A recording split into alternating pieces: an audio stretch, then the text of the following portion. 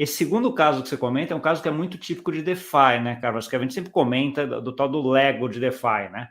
De que você poderia pegar o mesmo Ethereum e depositar, sei lá, na Uniswap, Aave, etc., mas não, você faz na Lido, por exemplo, pega o ST Ethereum, né, você já ganhou 5% aqui, você está lá no 1 para 1, que é praticamente a mesma coisa, está ganhando mais alguma coisa, aí você começa a fazer esse Lego, que é uma das, não vou dizer das preocupações, mas é um dos pontos que muita gente fala como sendo um dos grandes riscos de DeFi aqui, né, dessa componibilidade, né, esse negócio de começar a encaixar tudo em cima. Como é que você vê isso em termos de, saindo um pouquinho de Lido, agora olhando um pouquinho de DeFi, né? Como é que você vê isso daí em termos de DeFi?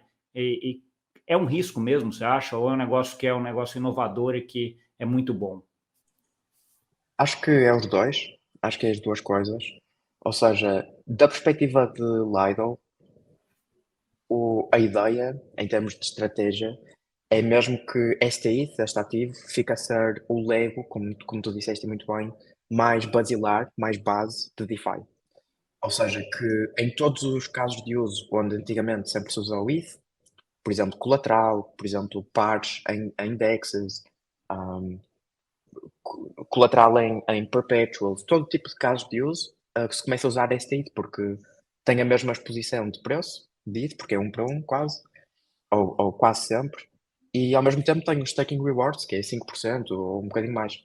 Por isso, quase não faz sentido, na minha opinião pessoal, hoje em dia, não ter ETH que está staked. Em termos de riscos, claro que sim. Isto aqui envolve smart contracts, que podem ter vulnerabilidades, e como qualquer smart contract, Lido, esta segunda versão foi auditada por 9 firmas diferentes. Houve 9 auditorias diferentes e mais de 1,2 milhões de dólares gastos em auditoria do código. Mas, claro que isso aí é um risco em qualquer protocolo DeFi. E, por exemplo, um exemplo perfeito disto foi Euler Finance, que era um lending market, que foi hackeado e havia muitos protocolos que já estavam construídos em cima, por exemplo, Angle, que é uma stablecoin de euros, que uma parte do colateral de Angle estava depositada a dar yield em Euler. E então o facto de ser hackeado na base layer foi super problemático para a stablecoin de AGERO.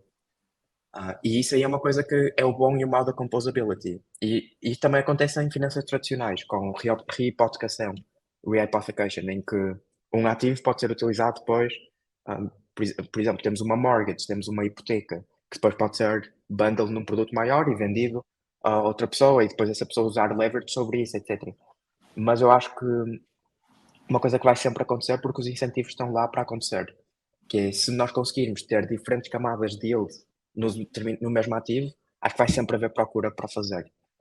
Uma coisa que eu sou um bocadinho mais otimista é que todos os hacks e os exploits que acontecem em DeFi tornam o DeFi mais seguro, porque aquele erro de código provavelmente nunca mais vai ser cometido depois de já estar documentado que foi hackeado de uma vez. Por isso acho que nesta fase ainda estamos numa fase muito perigosa, entre aspas, em que há muitos hacks e muitos exploits, mas eu acho que sempre que um desses acontece é bom para a indústria a longo prazo. Sim, Porque e cada vez menos você vai estar tendo, né? No final das contas é isso, porque você vai tendo os casos, vai vendo, e cada vez são casos mais complexos ou menos nesse sentido, né? Então, assim, acho que isso é muito bom. Eu não acho que a gente está tão no começo assim, não, para ser bem sincero, né? Já tem 2 anos ainda, enfim, cripto em DeFi 2 anos, mais, né? 3 anos praticamente, que começou o DeFi Summer lá, então, assim, muita coisa acontecendo e muita coisa vindo nesse sentido. Eu tenho uma preocupação maior, mas eu acho que é coisa para a gente discutir em outra oportunidade, da governança de DAO.